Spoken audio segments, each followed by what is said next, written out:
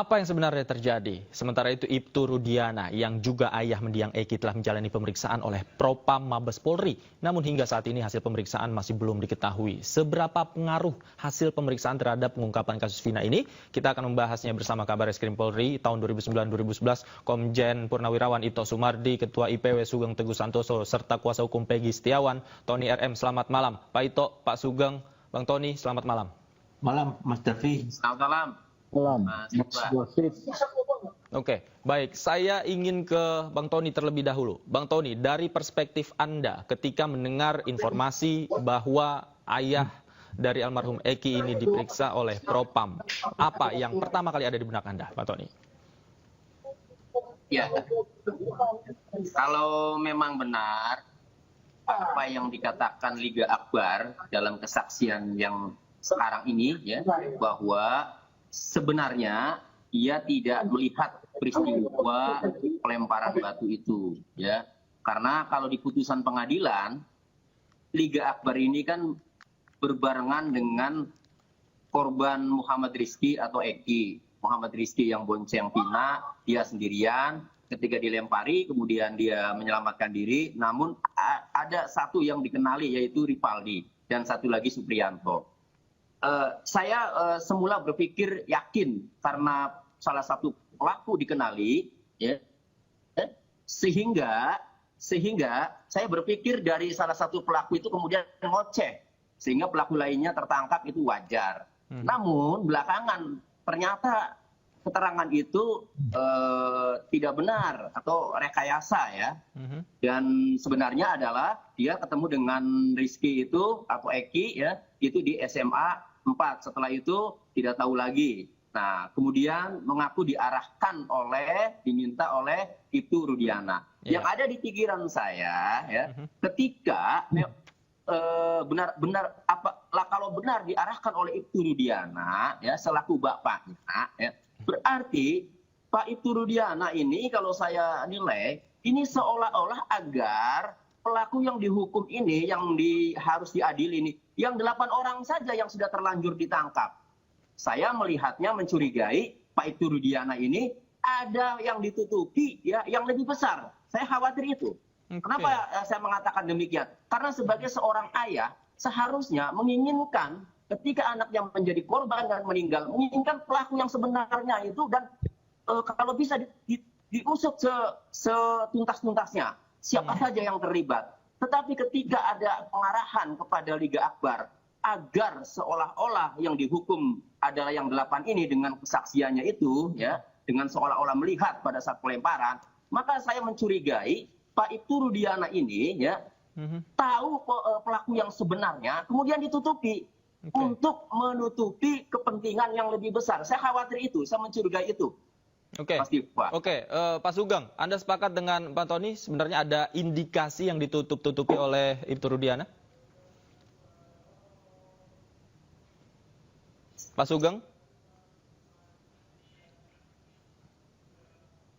Saya mendapatkan 2 dokumen, ya, 2 dokumen. Satu dokumen berita acara pemeriksaan Ibtu Rudiana, ya.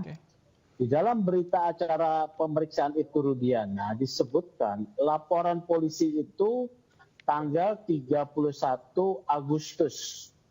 Ibtu Rudiana memberi keterangan pukul 18.30. Ya. Kemudian berdasarkan dokumen putusan, ya, putusan pengadilan, para terdakwa atau tersangka ini ditangkap tanggal 31 Agustus, ya. Jadi secara prosedur kita akan melihat dulu prosedur, ya. Kapan saksi-saksi dan alat bukti itu dikumpulkan. Karena laporan tanggal 31 baru diperiksa pukul 18.30. Hari itu akan berakhir dalam waktu 6 jam kemudian, ya. Mereka sudah ditangkap tanggal 31 Agustus. Kapan alat bukti itu dikumpulkan? Kapan gelar perkaranya untuk menaikkan status tersangka? Memang ini peristiwa pidana, ya. Karena perkara ini perkara yang tidak mudah, ya. Berdasarkan keterangan saksi Suroto, itu tanggal 27 Agustus, itu ditemukan 2 tubuh. Satu sudah meninggal, yaitu Eki, dan satu masih hidup, yaitu Vina. Dibawa ke rumah sakit ya sekitar pukul 7 malam, ya. Oke. Diperiksa sebagai jenazah yang tidak dikenal, ya. Vina diperiksa sebagai pasien yang meninggal kemudian tanggal 28 Agustus pukul 7 malam, ya, 24 jam kemudian. Nah, di sini apakah ada laporan polisi, ya, karena Suroto itu datang bersama polisi ke lokasi, apakah ada laporan polisi tipe A, ya, yang dibuat oleh polisi terkait ditemukannya satu jenazah, satu korban aniaya gitu ya. Tetapi LP tanggal 31. Nah, di dalam pemeriksaan berkas pemeriksaan BAP Rudiana ini menarik nih ya. Dalam BAP tanggal 31, Rudiana sudah menyebut 11 nama. Oke. Ya.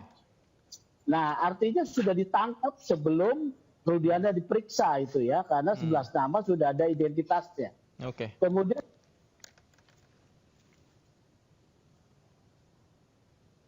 Oke, baik. Audionya Pak Sugeng?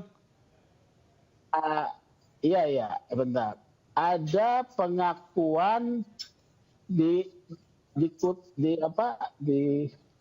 sebentar nih, ini ada pengakuan dalam BAP bahwa ada pengakuan daripada para tersangka. Loh, kok pengakuan?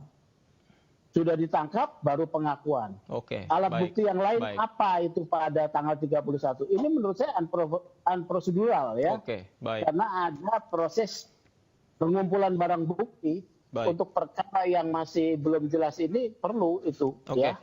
Oke, saya garis bawahi unprocedural ya, apalagi melihat tadi ada waktu yang singkat tadi Anda katakan ya, baik itu kapan gelar perkaranya, kemudian pengumpulan alat buktinya. Saya ke Pak Ito. Pak Ito, kalau melihat kasus ini seperti dikatakan Pak Sugeng tadi, bagaimana sebenarnya SOP ketika laporan ini masuk, kemudian gelar perkaranya, kemudian pengumpulan alat buktinya, apakah Anda juga melihat bahwa ada kesalahan prosedur yang dilakukan oleh Ibtu Rudiana pada saat itu? Kalau saya berpikir begini, pendapat saya ya, bahwa kan saat ini dari tim Itwasum, kemudian Propam, dan dari Bareskrim, mereka sudah memeriksa semua yang terkait ya pada tahun 2016. Ya. Tentunya mereka yang paling tahu ya, apakah memang ini demikian kejadiannya atau tidak. Saya tidak bisa dalam menilai karena saya kan tidak tahu ya, apalagi ini kasusnya kan sudah lama sekali. Kalaupun ada pengakuan-pengakuan yang saat ini dilakukan oleh saudara yang tadi ya, apa namanya, Igra apa ya, itu kan kita melihat dari tenggang waktunya sudah sedemikian lama, mungkin ada pengaruh-pengaruh lain, saya juga tidak tahu. Karena kita tetap harus berpedoman bahwa Peggy Setiawan ini saat ini adalah sebagai seorang tersangka. Jadi tersangka itu bisa betul, bisa tidak.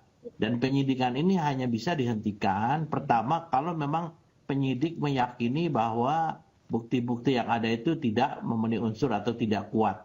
Harus dihentikan SP3. Yang kedua, kalau memang ada keputusan daripada pra-peradilan ya, yang disampaikan oleh pengacaranya. Saya kira itu yang mungkin harus dipegang dulu ya masalah ini. Kemudian kalau dikatakan tadi, diceritakan oleh sahabat saya Pak Sugeng, itu kemungkinan terjadi. Kalau memang itu terjadi, menurut saya ya itu adalah kesalahan prosedural. Nah, kesalahan prosedural ini kan biasanya diadukan melalui pra-peradilan.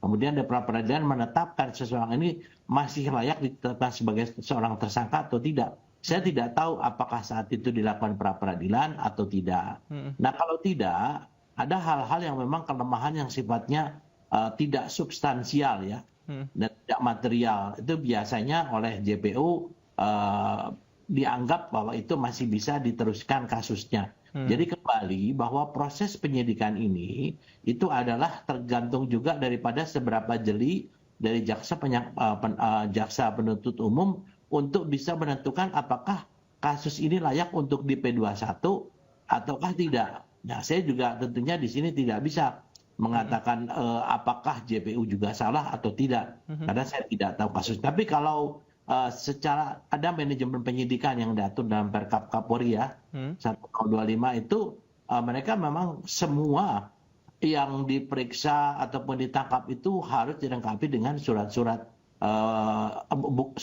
yang mendukungnya ya. Nah, saya kira mungkin kita lihat apakah memang dari hasil temuan Irwasum dan Bareskrim, tentunya dari Wasidik ini memang mengatakan demikian. Kalau memang demikian, ada kelemahan dalam proses penyidikan. Apakah proses penyidikan ini memang pada saat itu sudah ada kekurangan, tapi mengapa diterima oleh JPU? Tentunya perlu ada eksaminasi dari Komisi Kejaksaan ya. Ini pendapat saya demikian. Oke, menarik. Nanti kita lanjutkan lagi diskusi kita Bapak-Bapak. Namun usai jeda berikut, pemirsa jangan kemana-mana, diskusi masih akan kita lanjutkan usai jeda berikut. Tetaplah di Newsroom.